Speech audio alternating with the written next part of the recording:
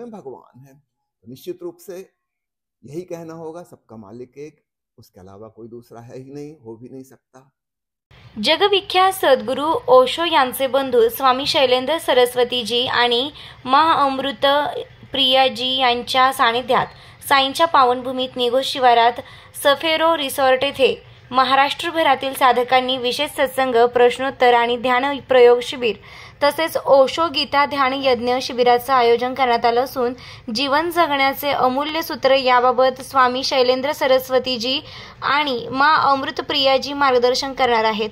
आचार्य रजनीश म्हणजेच सद्गुरू ओशो यांच्याबाबत समाजात अनेक गैरसमज असून शिर्डीतील माध्यमांशी बोलताना स्वामी शैलेंद्र सरस्वतीजी यांनी याबाबत वक्तव्य करत अनेक गोष्टी स्पष्ट केल्या. तर श्री साईबाबांचा सद्गुरू ओशो यांनी सुद्धा अनेकदा उल्लेख करत सिद्ध पुरुष असल्याबाबत सांगितले होते आणि मी सुद्धा श्री साईबाबांना मानत असल्याचं सांगितलं. तसेच शिर्डीमध्ये याआधीही साई दर्शनाच्या निमित्तानं आलो असल्याचं सांगत शिर्डीत अनोखी ऊर्जा साईबाबांच्या सानिध्यामुळे असल्याचं स्वामी शैलेंद्र सरस्वती यांनी यावेळी सांगितलंय. मेरा नाम है स्वामी शैलेंद्र सरस्वती। मैं सद्गुरु ओशो का शिष्य और उनका छोटा भाई भी हूँ। आपके शहर शिरडी में इस पवित्र नगरी में आया हूँ ओशो के ध्यान संदेश का प्रचार प्रसार के लिए। ध्यान में डूबकर व्यक्ति को अपने भीतर शांति का खजाना मिलता है, भीतर प्रफुल्लता का, आनंद का एहसास होता है। यह खजाना हम सबके भीतर छुपा है। हम शांति और आनंद को बाहर दुनिया में ढूंढते हैं, लेकिन वहाँ कभी नहीं मिलती, मिल भी नहीं सकती, क्योंकि वह हमारे भीतर है। सभी संतों का कहना है कि अपने भीतर ध्यान में डूबो, तब तुम्हें परम संतोष, जीवन की परम तृप्ति का एहसास होगा। बस यही छोटा सा संदेश मैं सबको देना चाहता हूँ। आपके जो भी सवाल होंगे उसका उत्तर दूंगा। बस इतना ही स्पष्ट करूंगा कि उन लोगों का दोष है जिनकी नज़र में ओशो को वे सेक्स गुरु कहते हैं। उन लोगों से पूछो, उनकी दृष्टि में कुछ दोष है, उनके भीतर सेक्स सप्रेशन है, काम दमन है, जिसकी वजह से उनको हर जगह सेक्स दिखाई देता है। ओशो की 650 किताबें हैं, 650, उसमें से केवल एक किताब है सेक्स के ऊपर, और वह सेक्स के पक्ष में नहीं है, सेक्स से पार कैसे उठें इसके पक्ष में है। कैसे ब्रह्मचर्य तक पहुंचे, कैसे समाधि प्राप्त हो, उस किताब का शीर्षक ही है संभोग से समाधि की ओर। अंग्रेजी में है from sex to super consciousness. तो स्पष्ट है कि सेक्स में तो हम जी ही रहे हैं, वहां से हमें जाना है, आगे यात्रा करनी है, समाधि में, सुपर कॉन्शियसनेस में पहुंचना है। अब कोई व्यक्ति कहे गरीबी से अमीरी की ओर या बीमारी से स्वास्थ्य की ओर, तो बताइए क्या वह गरीबी के पक्ष में है कि अमीरी के पक्ष में है, स्वास्थ्य के पक्ष में है कि बीमारी के पक्ष में है। तो लोगों को मिसअंडरस्टैंडिंग हुई है केवल शब्द की वजह से। संभोग से समाधि की ओर स्पष्ट है, संभोग में तो हम हैं ही, हमें जाना है समाधि की ओर। तो ओशो ने वह उपाय बताया है कि कैसे हम समाधि में पहुंचे, ब्रह्म के आनंद को जान सकें। तो लोगों की मिसअंडरस्टैंडिंग, उनकी नासमझी है कि वे ओशो को सेक्स गुरु कहते हैं। ओशो से ज़्यादा एंटी सेक्स आज तक कोई व्यक्ति नहीं हुआ। उनकी 2 किताबें हैं, एक का नाम है ब्रह्मचर्य की साधना, दूसरी है वासना मुक्ति के उपाय। मोटी मोटी किताबें हैं, इनके ऑडियो कैसेट्स उपलब्ध हैं। इसकी कोई चर्चा नहीं करता कि ब्रह्मचर्य की साधना ओशो ने सिखाई है, कि वासना मुक्ति के उपाय बताए हैं। संभोग से समाधि की ओर का सिर्फ नाम सुना है उन्होंने, काश अगर पढ़ी होती तो वे उसके पक्ष में होते कि बिल्कुल ठीक बात कह रहे हैं। सिर्फ नाम से भ्रम पैदा हो गया, भ्रांति पैदा हो गई, ये मिसअंडरस्टैंडिंग खड़ी हो गई। कोई भी जुड़ सकता है जिसे भी जिज्ञासा है अपने भीतर डूबने की। और ऐसा कौन मनुष्य है जिसको शांति की चाहत नहीं है, जिसको आनंद की प्यास नहीं है। हम दुनिया में खोजते हैं बाहर, धन में, पद में, यश में, राजनीति में, शिक्षा में, ज्ञान अर्जित कर सोचते हैं कि इससे सुख मिलेगा, इससे सुख मिलेगा, मिलता तो कहीं भी नहीं। और इसलिए मैं कहता हूँ ओशो के संग जुड़ने के लिए कोई शर्त नहीं है, कोई कंडीशन नहीं है कि आप इस संप्रदाय के हों, आपकी ये विचारधारा हो, कि आप ये माने कि वो माने। किसी मान्यता की, किसी श्रद्धा की कोई जरूरत नहीं है। बस आपके भीतर प्यास है शांत होने की, आनंदित होने की, इतना काफी है। और मैं समझता हूँ यह प्यास तो हर मनुष्य के भीतर है, चाहे वह नास्तिक ही क्यों ना हो। इसके लिए तो आस्तिक होना भी जरूरी नहीं। एक नास्तिक व्यक्ति भी चाहता है कि जीवन में आनंद हो, जीवन में एक संतोष हो। इसलिए हर व्यक्ति का स्वागत है, कोई भी जुड़ सकता है। आज तो मैं निवेदन करूंगा, इसको संप्रदाय मत कहिए, है ना। ध्यान किसी धर्म का, किसी संप्रदाय का हिस्सा नहीं है। जैसे विज्ञान की कोई कैटेगरी नहीं होती, कोई लेबल नहीं लगा होता, है ना, कोई चीनी गणित और भारतीय गणित नहीं होता, अमेरिकन मेडिकल साइंस और जापानी मेडिकल साइंस नहीं होती, मेडिकल साइंस एक होती है, इंजीनियरिंग एक होती है, मैथमेटिक्स एक होता है, उस पर कोई लेबल नहीं लगे होते। ठीक ऐसे ही ध्यान भी एक विज्ञान है, जिसको हम कहें चेतना का विज्ञान, the science of the consciousness. हम कैसे ज्यादा चैतन्य हो, हम कैसे ज्यादा शांत हो, हम कैसे ज्यादा आनंदित हो। इसमें किसी धर्म का, संप्रदाय का कोई लेना देना नहीं है, इसलिए कोई भी व्यक्ति इसमें जुड़ सकता है। चुका हूँ, जब हम ध्यान में डूबते हैं, खूब ज्यादा सजग हो जाते हैं, हमारे भीतर जो अशांति थी, विचारों का शोरगुल, हल्ला गुल्ला, कोलाहल मचा हुआ था, भावनाओं का ऊहापोह चल रहा था, वह सब समाप्त हो जाता है। क्योंकि उसके चलने के लिए एक विशेष प्रकार की आध्यात्मिक मूर्छा जरूरी है। एक उदाहरण से समझें, रात को जब हम सो जाते हैं, हमारा कॉन्शियस माइंड काम करना बंद कर देता है, हमारा सब कॉन्शियस माइंड टेक ओवर कर लेता है और हम सपने देखते हैं। अगर नींद खुल जाए, हम कॉन्शियस हो जाएं, तो सपना तुरंत टूट जाता है।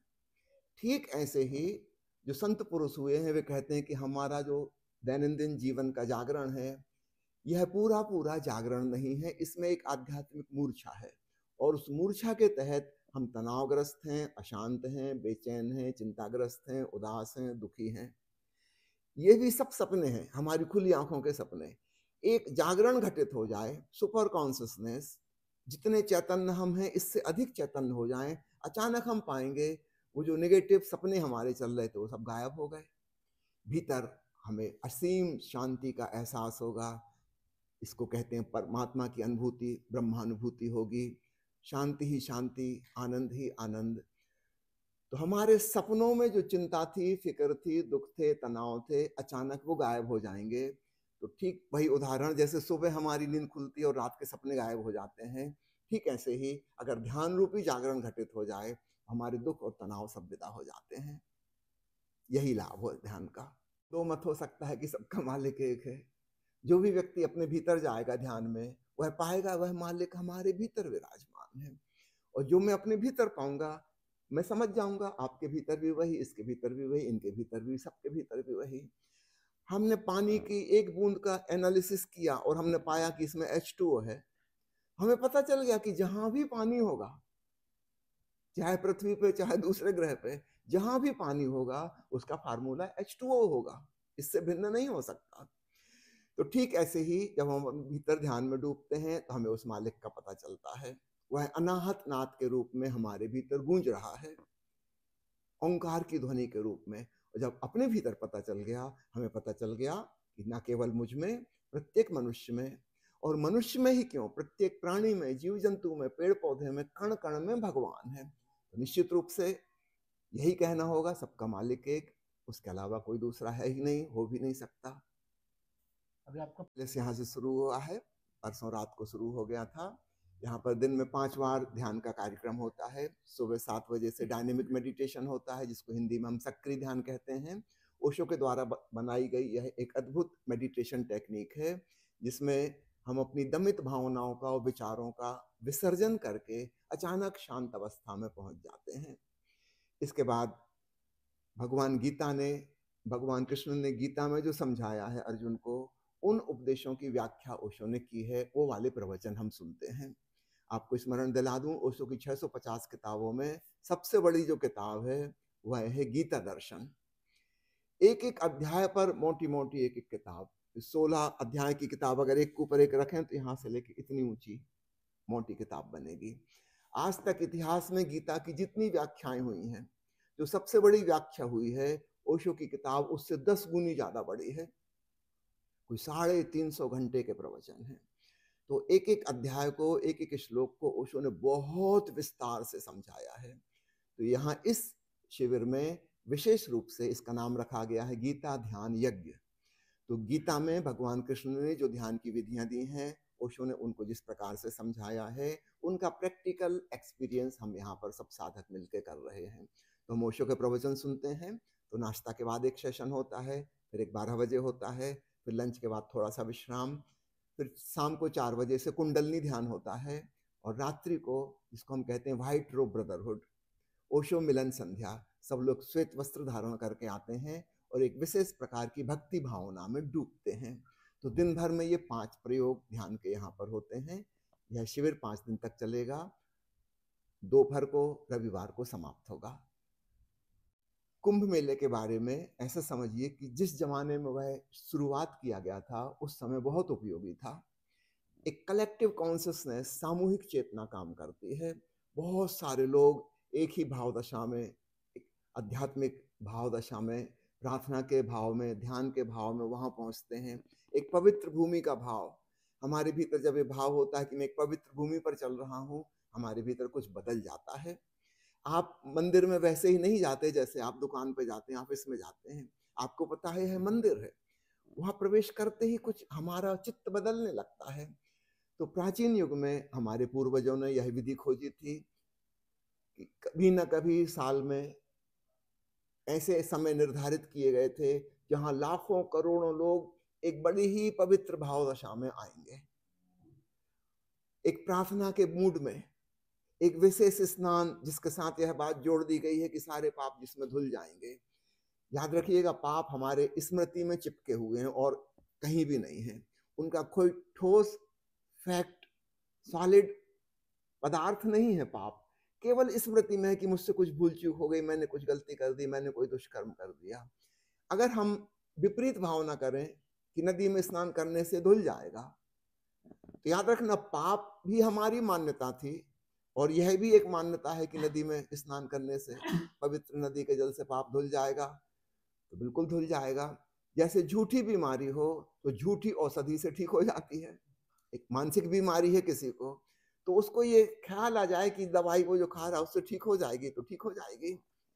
ठीक ऐसे ही यह भावना करोड़ों करोड़ों लोगों की कि एक विशेष नक्षत्र में, विशेष घड़ी में जाके जब हम गंगा मैया में स्नान करेंगे, हम अपने पुराने सारे कर्मों के जाल से मुक्त हो जाएंगे।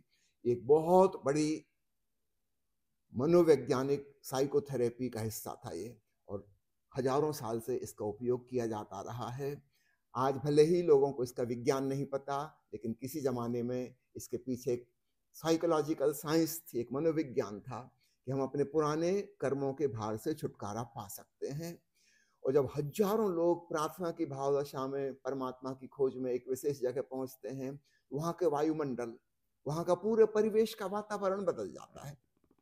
एक दूसरे उदाहरण से समझें, एक शराब घर में या जुआ घर में या वेश्या घर में लोग आते हैं एक गंदी भाव दशा से, वहां का पूरा माहौल खराब हो जाता है। वहां की भाव तरंगें अलग प्रकार की हो जाती हैं, वाइब्रेशन। एक नया मनुष्य भी वहां आएगा, वो भी गलत भाव दशा में चला जाएगा। कहीं 4 अपराधी बैठे हैं और षड्यंत्र रच रहे हैं, कुछ बुरी हिंसा की चीजों का ख्याल कर रहे हैं, एक अजनबी आदमी भी वहां से गुजरेगा, अचानक उसको लगेगा मेरे भीतर कुछ दुर्भावना पैदा होने लगी।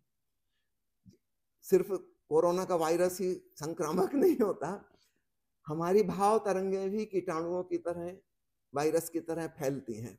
4 आदमी प्रसन्न बैठे हैं और एक उदास व्यक्ति वहां से गुजर रहा था, उसके मित्रों ने उसको वहां बैठा लिया और वहां हंसी मजाक की बात हो रही थी, वो 4 लोग खुश थे। ये आदमी अपनी उदासी भूल जाएगा, 5 मिनट में पाएगा वो भी प्रसन्न हो गया। क्या हुआ? भाव दशा पकड़ती है ना। 4 लोगों की भाव दशा में एक आदमी बह गया।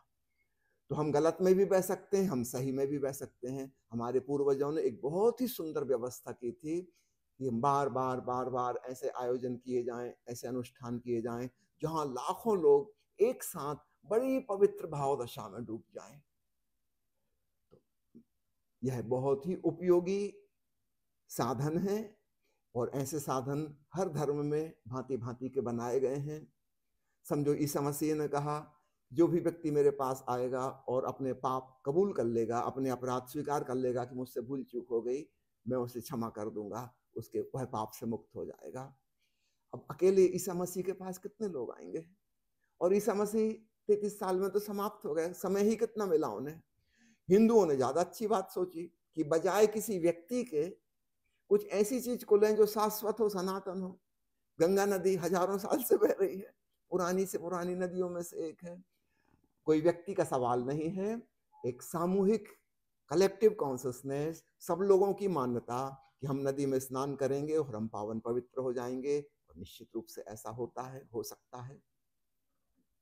और लगभग 100 लोगों के रहने की व्यवस्था थी। तो 100 लोगों की एडवांस जिनकी बुकिंग हुई थी, फर्स्ट कम फर्स्ट सर्व, उनको यहाँ पर स्थान दिया गया है। लेकिन हाल हमारा बड़ा है, 100 से ज़्यादा लोग बैठ सकते हैं इसमें। तो आवासीय रेसिडेंशियल जो है 100 लोग हैं, जो देश के कोने कोने से आए हुए हैं। मैं स्वयं हरियाणा से आया हूँ, हरियाणा दिल्ली से भी बहुत सारे मित्र आए हैं। ज़्यादा मित्र महाराष्ट्र के हैं, लेकिन दूर दूर से भी लोग आए हुए हैं। और स्थानीय लोग जो हैं लोकल, उनके लिए आवास की व्यवस्था नहीं की गई है। वो ध्यान सेशन में आ सकते हैं, जा सकते हैं। तो करीब 25 मित्र ऐसे आ जा रहे हैं। करीब 125 मित्र यहाँ पर नियमित रूप से ध्यान साधना का लाभ ले रहे हैं। विदेश से तो अभी कोई नहीं है। हाँ, नेपाल से कुछ लोग हैं। नेपाल को अपन विदेश में गिने कि ना गिने? देखिए, मैं तो समाचार पढ़ता नहीं हूँ। मेरे पास पिछले 25 साल से टेलीविजन ही नहीं है, और अखबार पढ़े मुझे 40 साल हो चुके हैं। तो मुझे दुनिया की कोई खबर नहीं है। कुंभ के पीछे का आध्यात्मिक रहस्य क्या है वो मैंने आपको समझाया। आज वहाँ क्या हो रहा है ये मुझे जानकारी नहीं, इसलिए मुझे टिप्पणी करने का कोई हक भी नहीं है, क्योंकि मुझे सटीक जानकारी नहीं है। देखिए, मुझे एग्जैक्ट गिनती तो नहीं पता। ओवरऑल भारत देश में 350 ध्यान केंद्र हैं, और लगभग 350 ध्यान केंद्र विदेशों में हैं। तो करीब करीब 700 सेंटर्स की सूची है जहाँ पर लोग मिलकर ध्यान करते हैं। में हमारे एक मित्र और हैं जो मुंबई से आए हैं, उनका नाम है स्वामी आत्मक्रांति। वो एक दूसरी होटल में यह आयोजन कर रहे हैं, अभी भी उनका चल रहा है। वहाँ पर अन्य मित्र आए हुए हैं उनके पास। अधिकांश लोग मुंबई के भी उनके पास आते हैं। उनका तो हर साल होता है शिरडी में। मैं पहली बार यहाँ पर ध्यान शिविर के लिए आया हूँ। हाँ, शिरडी में मैं 2 बार पहले आ चुका हूँ, लेकिन वो दूसरे भाव से आया था, शिविर लेने के भाव से नहीं आया था। एक पर्यटक के रूप में आया था, मंदिर के दर्शन करने आया था। साईं बाबा के प्रति हमारी श्रद्धा भाव है। सदगुरु ओशो ने साईं बाबा के बारे में काफ़ी कुछ चर्चा की है, उनके आध्यात्मिक जीवन के बारे में, उनकी उपलब्धियों के बारे में। ओशो ने उनको बहुत महत्ता दी है। हमारे मन में भी वो भाव है कि उनका दर्शन करें। आज भी हम दर्शन के लिए जाएंगे दोपहर को। विशेष प्रकार के वस्त्र जब हम धारण करते हैं तो एक विशेष भाव दशा निर्मित होती है ना? ये तो हम सबको मानना पड़ेगा। एक सैनिक को हम टाइट कपड़े पहनाते हैं, टाइट जूता, टाइट मोजा, टाइट कपड़े, बेल्ट बंधा हुआ, क्योंकि उसको लड़ना, उसको हिंसा करनी है। ठीक अपन इसका उल्टा सोचें, जिस साधक को शांत होना है, शिथिल होना है, प्रेमपूर्ण होना है, करुणावान होना है, उसके लिए ढीले वस्त्र काम के आएंगे। उसे भाग दौड़ नहीं करनी है, उसको तो रिलैक्स होकर ध्यान में डूबना है। तो वस्त्र ऐसे तो ऊपर ऊपर की छोटी सी बात है, लेकिन हमारे भीतर को भी प्रभावित करता है। कोई व्यक्ति अश्लील ढंग के वस्त्र पहनता है, उसकी मानसिकता भी अश्लील होने लगती है, और उसको देखने वाले की मानसिकता भी अश्लील होने लगती है। इसके ठीक विपरीत कोई व्यक्ति सुंदर ढंग के वस्त्र पहने हुए, जिसको देख के ही शांति मिलती है, तो निश्चित रूप से ऐसे चीजें उपयोगी हो जाती हैं। तो हमारी जिंदगी की छोटी छोटी चीजें भी वास्तव में छोटी छोटी नहीं हैं। हम क्या खाते हैं, क्या पीते हैं, क्या हम कपड़े पहनते हैं, कैसे हम दिखते हैं, उसका भी प्रभाव पड़ता है। तो निश्चित रूप से इनका सदुपयोग किया जाना चाहिए। इन सबसे हमारा मनोविज्ञान जुड़ा हुआ है। देखिए, किसी चीज को फोर्स नहीं किया जाना चाहिए, क्योंकि हम एक स्वतंत्र देश के, एक प्रजातांत्रिक देश के नागरिक हैं। लेकिन यह बात समझानी चाहिए। जैसे समझिए यहाँ पर लोग आए हैं, है ना? हमने पहले दिन उनको समझा दिया कि दिन के ध्यान प्रयोगों में हम मैरून रंग के गाउन अथवा गेरुआ रंग के, भगवा रंग के गाउन पहनेंगे, और शाम का जो प्रयोग होगा उसमें सफेद रंग के गाउन पहनेंगे। लेकिन अब सब लोगों के पास तो गाउन नहीं है, फिर हम उसमें छूट देते हैं कि चलिए, अगर आपके पास गाउन नहीं है, आप जो भी वस्त्र पहने हैं, दिन को मैरून कलर के, चाहे कुर्ता पजामा हो, चाहे साड़ी हो, चाहे सलवार सूट हो, और रात को सफेद रंग के पहनिए। अगर कोई मित्र कहता है कि हमारे पास ये व्यवस्था नहीं, हम इस हिसाब से नहीं आए थे, हम कहते हैं कोई बात नहीं, आप जो भी कपड़े पहन के आते हैं। देखिए, मुख्य बात कपड़ा नहीं है, मुख्य बात है ध्यान में डूबना, है ना? तो कपड़े से जो सहयोग मिल सकता है, अपन उसको लेने के लिए तैयार रहें, लेकिन उसको फोर्स ना करें, जबरदस्ती ना करें, है ना? व्यक्ति की स्वतंत्रता भी है।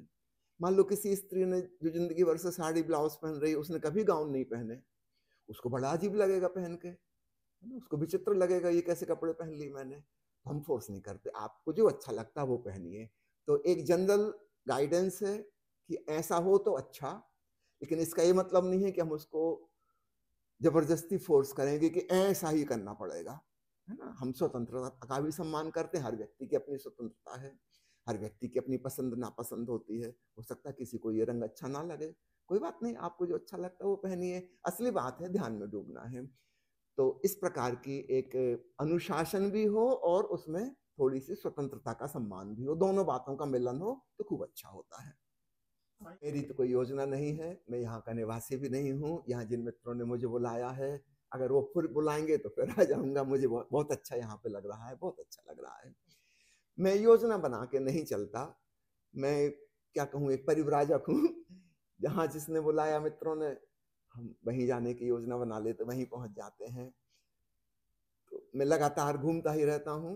सोनीपत में जहाँ हमारा रह आवास स्थल है, वहाँ भी छोटा सा आश्रम है, करीब 70 लोगों की वहाँ रहने की व्यवस्था है।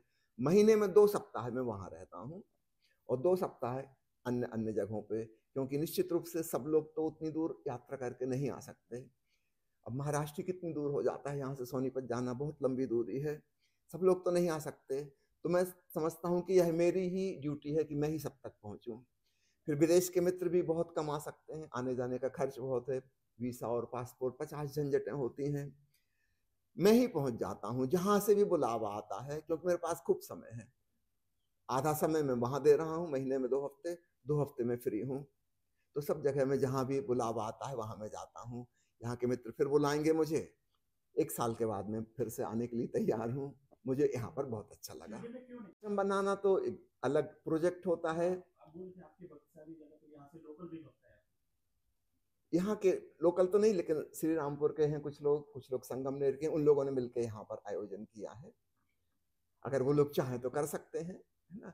क्योंकि मैं स्वयं कोई धन पैसा नहीं कमाता हूँ, है ना, तो मेरे पास वो संपत्ति नहीं है कि जिसके द्वारा कुछ बना सकूं, कोई खरीद सकूं, कुछ कर सकूं। मैं घुमक्कड़ हूँ, मुझे खुशी में मजा आता है। मुझे एक घर में बंद के पिंजड़े में बंद पक्षी की तरह मैं नहीं जीना चाहता। मैं खुला हूँ सब जगह, जहां भी जान, पूरी धरती हमारी है, पूरा मनुष्य जाति हमारी है, हम क्यों एक जगह बंद के रहें। तो मेरी स्वभाव दूसरी प्रकृति की है, मैं घुमक्कड़ किस्म का हूँ। हाँ, जिन लोगों को बनाने का शौक है वे अवश्य बनाएं, वे मुझे बुलाएंगे, मैं आऊंगा। वे स्वयं भी अपने आप अपने अपने ढंग से चला सकते। जैसे मैंने अभी कहा, अभी इस होटल में एक चल रहा है, और ठीक पैरेलल बम्बई के स्वामी आत्मक्रांति हमारे मित्र, वो दूसरी होटल में भी एक शिविर ले रहे हैं, वहां भी बहुत से मित्र आए हुए हैं। ये ज्यादा स्वतंत्रता महसूस करता हूं मैं। अगर एक जगह कहीं बंध जाऊंगा तो फिर सब जगह नहीं जा पाऊंगा, है ना, फिर उसके प्रति हमारी रिस्पॉन्सिबिलिटी हो जाती है। अभी मैं ज्यादा स्वतंत्र महसूस करता हूँ। I just enjoy this way. कि हमारे सदगुरु ओशो ने हमको जो सिखाया है, उन्होंने कहा कि गृहस्थ आश्रम और संन्यास आश्रम, इन दोनों का भेद गिरा दो। तुम घर गृहस्थी में रहते हुए अपने परिवार की जिम्मेवारियां पूरी निभाते हुए, सामाजिक उत्तरदायित्व निभाते हुए ध्यान की साधना करो। तुम जहां रहते हो वहीं रह के तुम परमात्मा को पा सकते हो। ये एक बिल्कुल नई बात थी।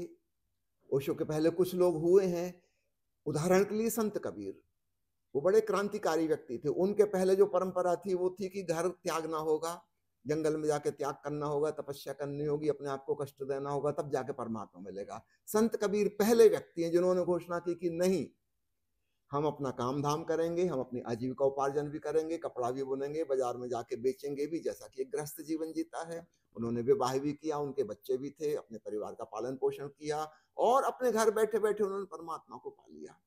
मजे की बात है, ना हिंदू उनको अपने मंदिर में घुसने देते थे, ना मुसलमान मस्जिद में आने देते थे। अपने घर बैठे बैठे उन्होंने ईश्वर को पाया। एक नई बात हुई। कबीर बड़े क्रांतिकारी हैं। फिर कबीर साहब के बाद हम देखते हैं गुरु नानक देव जी हुए। क्या उन्होंने कोई त्याग किया? क्या उन्होंने कोई तपस्या की? नहीं। अपने पारिवारिक सामाजिक सारे उत्तरदायित्व को उन्होंने बखूबी निभाया और परमात्मा को भी पा लिया, परमानंद सच्चिदानंद को जाना। और फिर उनके बाद 10 गुरु साहेबान हुए सिख परंपरा में। किसी ने भी अपने कर्तव्य से मुंह नहीं मोड़ा, यहां तक कि तलवार उठाने की जरूरत पड़ी वह भी उठाई, सैनिक का रोल भी निभाया। अगर जरूरत आ पड़ी है युद्ध भी करेंगे। ऐसा पहली बार हुआ कि सन्यासी और सैनिक इकट्ठे एक साथ। ओशो ने इस बात को उसके लॉजिकल कंक्लूजन पर, तार्किक निष्पत्ति पर पहुंचाया।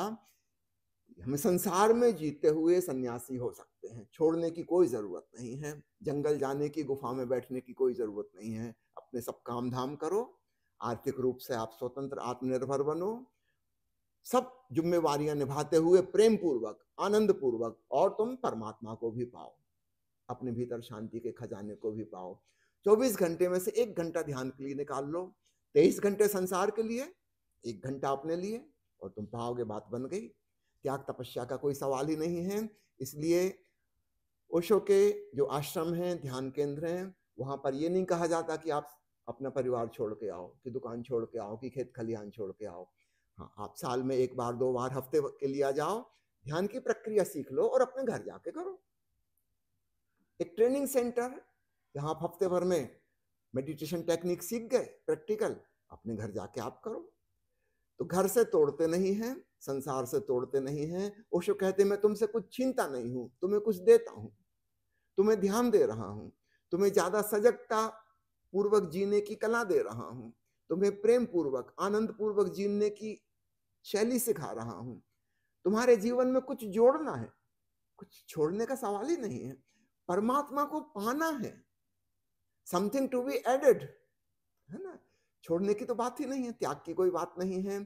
इसलिए संत कबीर के बाद और गुरु नानक देव जी के साथ जो सिलसिला चला था, इस सिलसिले में फिर रामकृष्ण परमहंस भी हुए, आप सब जानते हैं।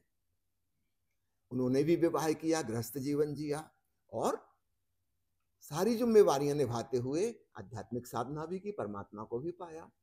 तो जब कबीर पा सकते हैं, नानक पा सकते हैं, रामकृष्ण परमहंस पा सकते हैं, ओशो स्वयं पा सकते हैं। ओशो ने कौन सी जिम्मेवारी छोड़ी? 21 साल की अवस्था में उनको ब्रह्म ज्ञान हो गया था, तब वो स्टूडेंट थे। उस समय उनका कर्तव्य क्या था? स्टडी करना। उन्होंने बीए पास किया, उसके बाद एमए पास किया, उसके बाद उन्होंने नौकरी ज्वाइन की। 9 साल तक उन्होंने नौकरी की, क्योंकि परिवार में जरूरत थी, छोटे भाइयों को पढ़ाना लिखाना था, बहनों की शादी करनी थी, तो पिताजी को उस सब काम में उन्होंने मदद की।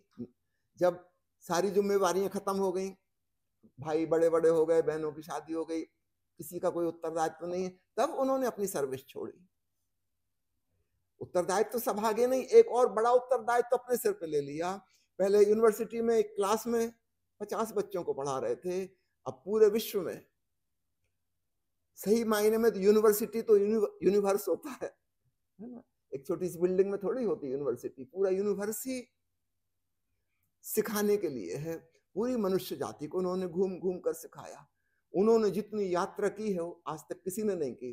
सन 1960 से लेकर 1970, 10 साल में भारतीय रेल वालों ने एक बार एक अखबार में समाचार निकाला था कि सबसे ज्यादा टिकट आचार्य रजनीश नाम के व्यक्ति ने खरीदी है।